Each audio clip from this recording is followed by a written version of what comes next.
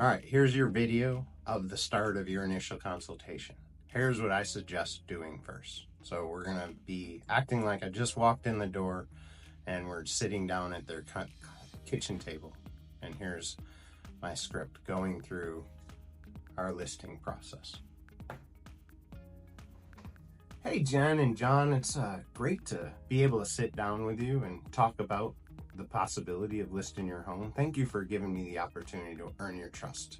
And I hope that at the end you see that I am the right agent for you. But for now, let's work on that. So to start off, I know the most important things that you want to know is how much do I think your house is worth, so that we know that we're on the same page. And then what do you need to do to get your house ready? I know, but if you bear with me, the first thing I think I need to do is to let you know what I do, how I do it, and why it's important that you trust that I'm going to do the best for you.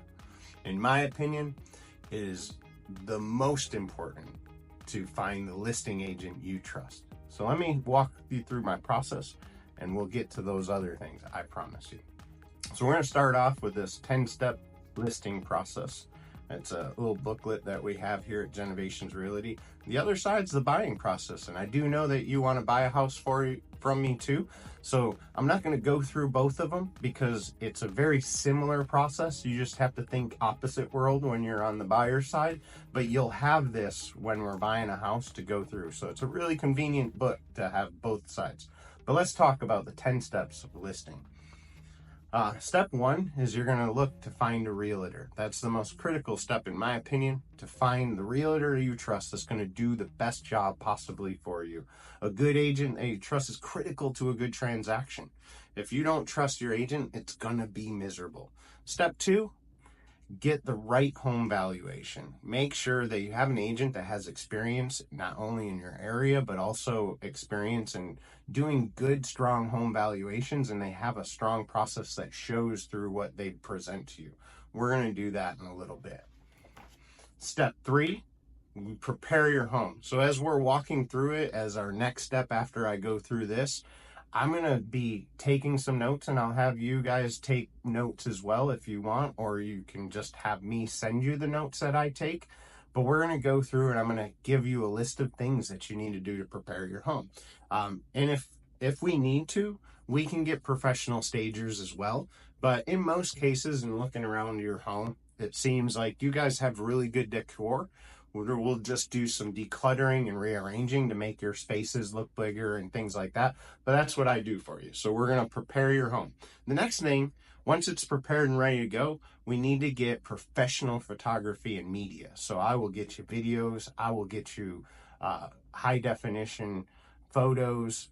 You will have the best media to share on MLS and all the social medias that you have.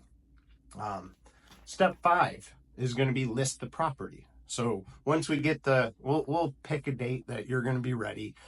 We'll get the pictures a couple days before we're ready to list. Usually on Monday or Tuesday, I get the pictures taken. They're ready for me to use by Wednesday or Thursday. We do a coming soon for a day or two, and then we'll list it on Thursday night or Friday, right? So that's the way we go. Those are the best days to list because we're going into the weekend. Then once we get listed, the hope is that we get a lot of showings, right? And that's going to be critical on pricing. In this market, the most critical thing that you can do is A, having the right media so the house looks right and it's staged well. But B is make sure the price is right, because the worst thing you can do in this market is to overprice your home. People are not looking at houses right now if you overprice your home. I'm just going to tell you that right now. I can show you some data as we go forward in our listing presentation. There is no homes selling that are overpriced right now. People are being very selective. They want a move-in ready home and they want it priced right. If it's not moved in ready, then it needs to be priced lower. We'll talk about that. So then once we're listed, we'll get offers. Then I'm the one that will help you to navigate those. I'll put them on a spreadsheet so you can see them side by side. I'll give you a little snapshot of what your take home will look like within a range of a few $100s, and you'll be able to make a very well-informed decision on which the best offer is. And we'll talk about all the things from loan products to strength of offer, the whole nine. I'll guide you through that, and we'll go there. Then the next thing is we're going to be negotiating. So I love negotiating. My thing, man, I get to put the football helmet back on and I get to negotiate for you and just really get you the right price. Now, it's critical to remember that we're both in this together. So I don't go for blood, just to be straight honest with you. I've learned that when you go for blood and you win too much, you take advantage of the other party, they're going to get you back. So we still would have inspection periods and all the things we're going to talk about. During those processes, if we get too much from the person, they feel like they're overpaying, they will ask for everything, and it's just going to be a miserable transaction. So it's always best to remember that we're compromising to a middle point where both parties agree. Okay. Next step, once we do negotiate to a price we all agree to, we sign the contract. At that point, I'll actually be passing you off, this is step 7, to a transaction coordinator with smooth transactions. And I do, I suggest, she'll do a great job, but I do love the fact that she will bring you through each step of the way, and she will make sure that all our T's are dotted, our I's are dotted, T's are crossed, and she'll make sure that all our appointments are on time and that we make it to closing smoothly. That's what I pay for that personally out of my part of the check, and it's the best money I spend. So you are in good hands. Step 8 is we're going to be clearing contingencies. There's 2 major contingencies we have outside of financial contingencies that we are going to be concerned with. The first is inspection. So as soon as we get under contract, they're going to start scheduling inspections. There's going to be things in your house. I know you love your home, but I'm just letting you know, it's a house. It's on this earth. It was made by humans. There's things that are wrong with this house. The inspector is going to find it. Don't be upset about it.